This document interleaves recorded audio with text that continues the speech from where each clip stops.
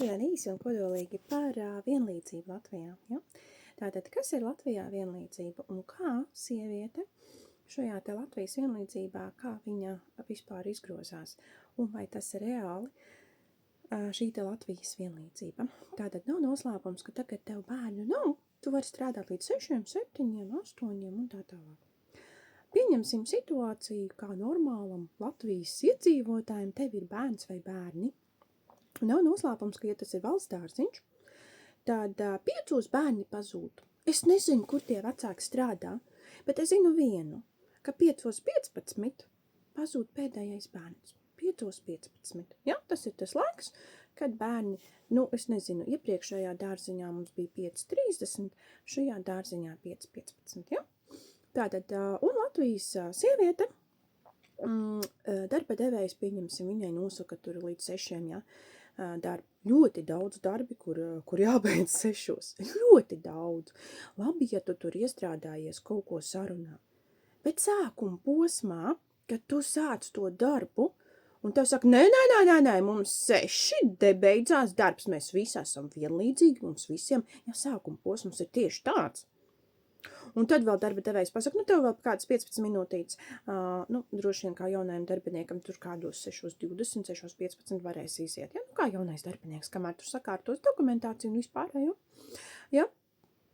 Bet tev bērns 5:15 dārziņā, ja tu bērnu 7 laid uz dārzu, ja? Kur mūsu iestādes, kur mūsu institūcijas? Cik bērns vispār, cik viņš var tur kūļāties tajā dārzā no 7 pulksten? Kā viņš tur jūtās viens pats? Kur mūsu iestādes? Kāpēc neviens neaizstāv tās sievietes, ja, kuras kūļās starp mājām, starp bērnu, mēģina izdzīvot? Labi, aizejam tālāk. Ko viņa dara pēc tam? Pieņemsim viņai tas darbiņš, es nezinu, līdz tiem 6. Kā viņa jūtās? Cik viņa ilgi to darbiņu darīs? Cik viņa ilgi līdz pulksten 6? Cik viņa ilgi raudās spilvenā?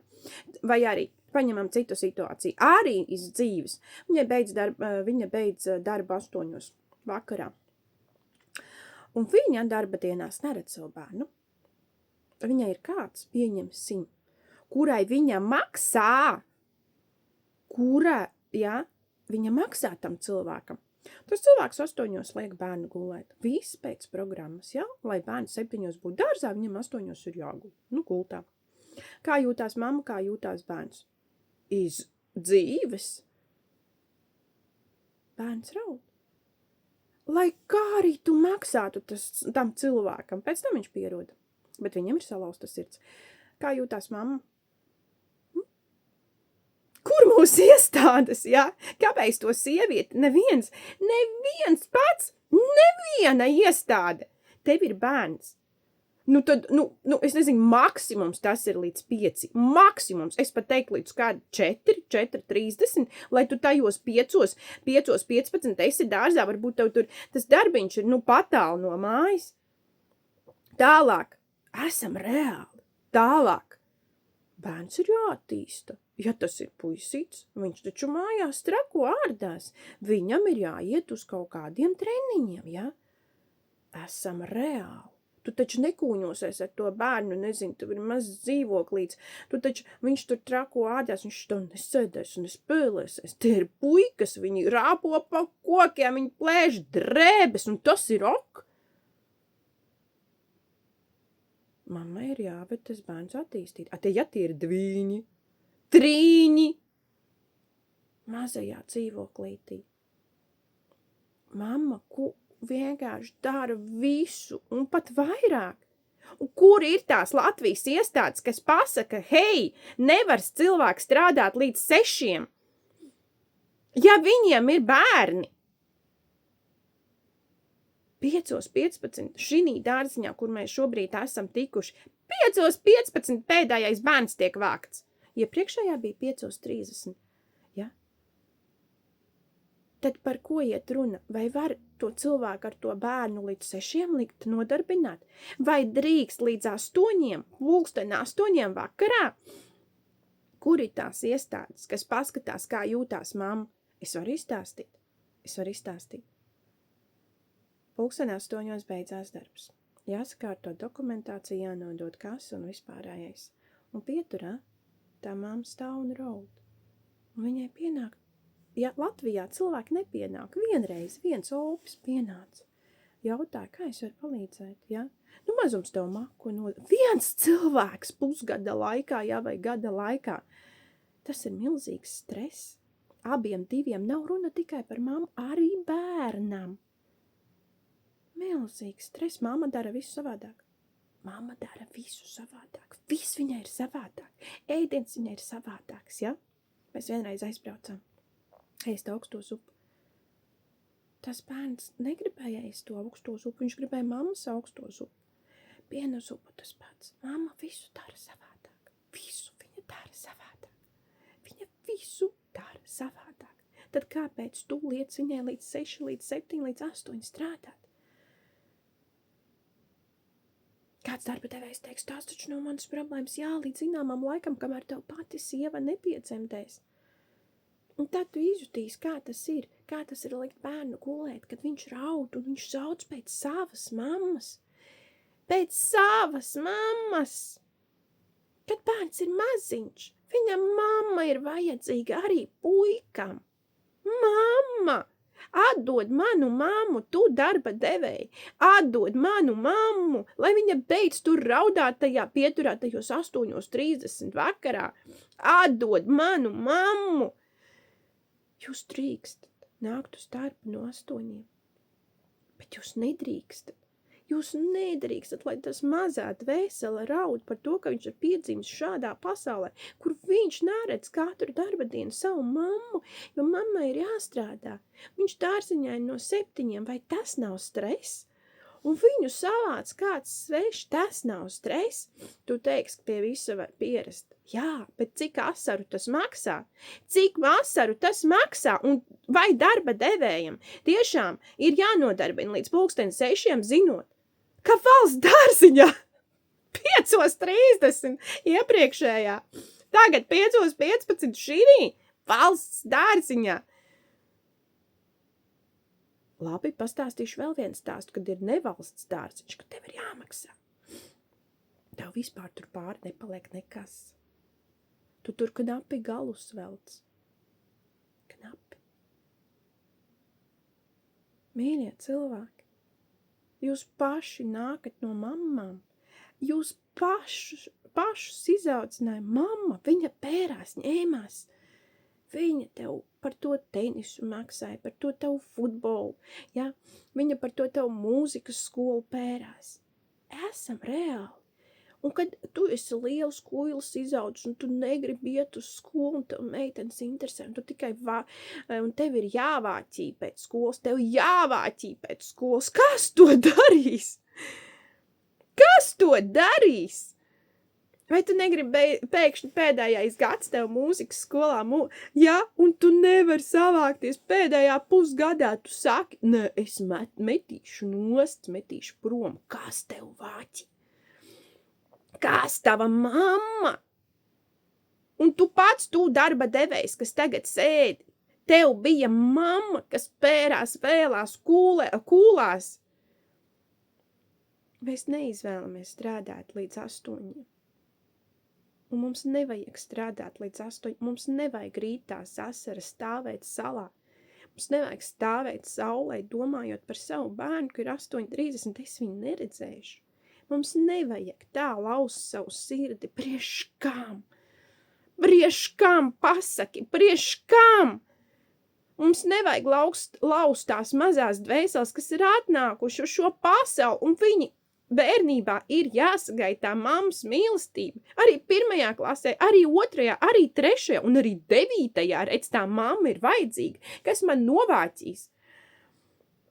Un tagad pirms eksāmeniem es esmu aizzēries, es esmu aizskūlies, es esmu vēl kaut kur, man tā mamma pat, ja man viņas sēž kaulos, un šitā man tā mamma, bet viņa atnāk, viņa mani savāķī, viņa man uzvelk baltu kreklu, ja, melnu žaketi, un es aizēju uz to mūzikas skolu, aizēju uz to eksāmeni, viņa mani vāķī, ja, Ir periods, ka mamma ir piesiet, arī tad, ja tev ir nezinu cik gadu un tu ir 9. klasē, esam reāli.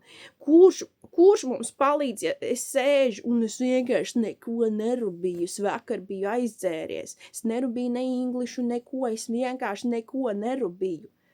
Ļoti reti, kad to dara tēti, to dara mammas. Mēs nevaram strādāt ilgāk par 4, 5, mēs nevaram pat līdz 6 strādāt. Jūs zinat, ar ko mamma saskarās, kad viņa atnāk mājās? Arī pusaudzim viņš nav mājās. Liels sals, viņš nav mājās, viņš sildās kaut kur tur. Saproti? Tas nekas, ka viņam ir eksāmeni, tas nekas, ka viņam ir izlaidums, tas nekas. Sīkais tur dārziņā raud kaut kur, ja, ap stūri. Kāpēc cilvēki, pieņemsim, viņam sākās pēc tam problēmas arī mazajiem? Viņi dārziņā, čurā, vēl kaut ko, tas ir aiz stresa. Tāpēc, ka man vajag mammu, vai 1. klase, vai dārziņa bērns. Dažreiz arī 9. vajag mammu, un dažreiz arī 12. lai es pabeidzu to skolu, jo es esmu tik ļoti aizrāvies ar savām lietām. Nedrīkst tās sievietes strādāt ilgāk par 5 darba devēji. Arī 6 tas neder sievietei ar bērniem, tas neder. Tas neder Latvijā, jo viņai ir bērns. Vīrietis nevācīs, neskatīsies, nemaksās, saproti? Viņu tas neinteresē. Viņu neinteresēs. Ko vīrieši parasti saka? Klausies, ja viņš nepabeigs tagad 9, tā viņš pēkšņi sapratīs, ka tā nevar. Nē, viņš būs pazaudējis gadu. Ko viņš var saprast, ja viņš ir aizdzēries, aizšņaucies, vai vēl kaut kā, ko viņš var saprast, pastāst? Viņam vajag pabeigt to gadu. Tad viņam pavasari ir kaut kur jāpastrādā, un tad viņš bišķiņ tā kā sapratīs. Esot tajā pašā, kur viņš ir tagad, viņš nesapratīs, viņš ir jāglābi, viņš ir jāvācī, lai cik tas arī liktos smieklīgi. Ja viņam ir pusgads palicis, pusgads pēdējais, ja, pusgads, lai beigtu 9, beigtu to mūzikas skolu. Kas viņu vāķīs? Mēs nedrīkstam, mēs sievietes Latvijā, mēs nedrīkstam strādāt ilgāk par 5, mēs nedrīkstam. Visas sievietes, kuriem ir bērni, to zina. Arī tad, ja man bērns iet dārziņā, viņš ir pēc tam sačurājies aiz stresa, tāpēc, ka viņu pēdējo mammu savāc, kā viņš jūtās. Ja mamma līdz 8 strādā, un kāds pa naudu viņu saliek gulēt, un mamma ir 9 mājās, viņa nevar pat nokontrolēt. Ne mācības, neko, hei, cilvēki, mēs nevaram strādāt, ir tādi darbi, kur jābeidz 5, bet nē, darba devējs uzliek līdz 6. Mēs nevaram tā darīt. Tas ir pārkāpums pret mūsu pašu bērniem, gan pret to, kas ir dārziņā, gan pret to, kas ir skolā. Tā nedrīkst. Mēs nezinām, cik daudz tā sieviete uz saviem pleciem nes. Gan to, kuram ir jābeidz tagad, gan to, kas maziņais iet skolā, gan arī vēl dārziņā, viņa nes. Bet cieš jau bērni un arī viņa. Tad kāpēc mums ir jācieš? Kāpēc bērniem ir jācieš? Sieviete nedrīkst strādāt ilgāk par 5. Ideāli, ka 4:30 viņa beidz to darbu. Mums ir jāsaprot. Viss, te nav citu variantu, viss. Paskatieties vecāku sapulcēs, kas iet vecāku sapulcēs, tikai sievietes. Paskatieties, kas vāc tās naudas par izlaidumiem, kas visu organizē, tikai sievietes. Esam reāli. Tie tēti var būt, viņi var nebūt, viņi var izkūpēt gaisā. Un tāda mums ir tā sabiedrība, un tad tā mamma ņemās uz pleciem visus stumi. Bet viņa nedrīkst pat līdz 6 strādāt. Viņai māja būs aiztekusies jau pulksten cikos. Sīcis būs tur salā kaut kur nosalis, pārpīpējies, pārcēries. Mēs nedrīkstam to pieļaut. 35 ir augstākais, kad sieviete ar bērniem drīkst strādāt. Mēs nezinām, varbūt viņa pa nakti gatavo to bērnu tur jau uz eksāmeniem un tā tālāk. Sieviete var visu, tikai nevajag maksāt ar bērnu šo te mentālo veselību, jo tas bērns, tas nesavāktais bērns, tas, kurš līdz 8:00, ja, bērni ieliek 8:00 gulēt, viņš aizmieg 5 minūtes pirms mamma atnāk. Viņam mentālais ir viss. Viņš nevar. Bērns nevar ilgāk par 5 dienām mammu neredzēt, tu taču to saproti, vai ne? Viņš ir dārziņā, viņam nav nekā tuvāka par viņa paša mammu. Saproti, vai ne? Mēs nevaram, vai tu esi darba devējs, vai tu esi kāds cits regulētājs, jā, darbā, mēs nevaram uzlikt to darba laiku līdz 6, mēs nevaram līdz 7, mēs nevaram līdz 8, jo viņa ir bērni. Un viņa ir vajadzīga tur viņa ir vairāk vajadzīga. Lielie bērni arī ir baigais sloks. Tur ir tā jāvāķī. Tur vienkārši bez variantiem. Un ja viņam ir jāpabeidz, skaidrs, ka mamma ņemsies, skaidrs, ka mamma tur visu. Ja? Bet mammai vajag laiku, viņa nedrīkst līdz 6, 7 vai 8 strādāt. Nedrīkst. Darba devēja 4:35. Sievietē ir jābeidz darbs. Vīrieši, vismaz cik es esmu saskārusies, nevāķīs, neskraidīs pakaļ, nedarīs. Līdz naktī nesēdēs, nezīmēs kolāžas. Viņi to nedarīs. Viņi pateiks, lai guļās pats, būs laba mācība. Paklausies, jā. Man mamma strādāja 2 maiņās, es pats skūlos. Jā, mamma strādāja 2 maiņās. Tu pats skūlies, jo tev nebija citas iespējas, nebija citas īsais, bet kad tu biji maziņš, kā tu jūties. Es pastāstīšu savu, kā es jūtos, kad mēs ar māsu kūlāmies, mamma pa 2 darba vietām kūlās. Tētis nāca mājās, es tev pateikšu. Mēs Dievu lūdzām, kaut viņi apmainītos lomām, kaut tētis rukātu 2 maiņās un mums atgrieztu mūsu mammu.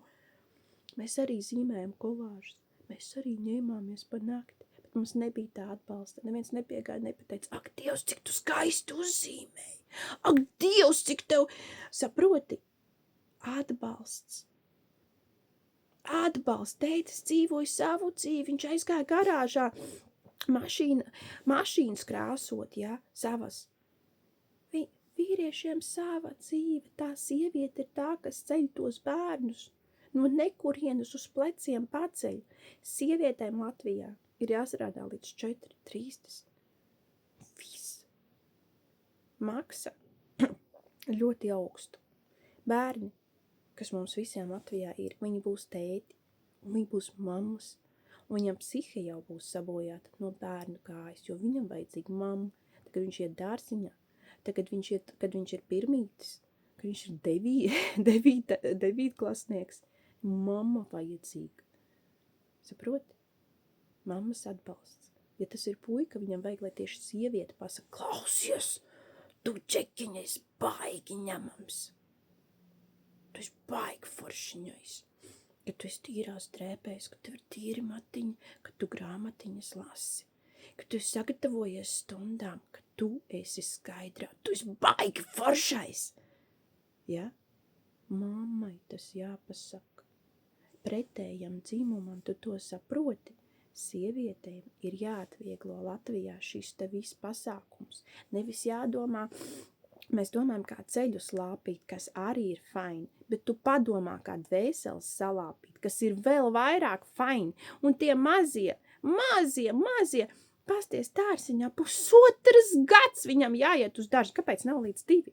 Kāpēc nav līdz 2? Viņš tikko no mammas krūts, mamma vēl dažreiz, ja tas ir pirmais bērniņš vai pēdējais, vēl pakluso viņu baro. Saproti, un viņai kauns to teikt. Jā. Kā viņa tā pateiks, viņš ir dārziņais, viņa jau no krūts paroja. Kā? Nu, pakluso. Aha. Lai viņam veselu zopiņu ir, ne tā kā mammai, kas skraida pie zobārsta. Baigi dārgi tas ir, lai viņam viss mentāli būtu labi, viņa pacentās. Bet pēc tam viņa rukā līdz 8, līdz 9, līdz 7 viņi neredz savus bērnus. Tas nav par veselību, par mentālu. Mēs gribam normālas ģimenes, lai džekiem te ir, lai meitenēm te ir. Nu tad tām meitenēm, sievietēm, kas audzina tos bērnus, ir jāstrādā līdz 4,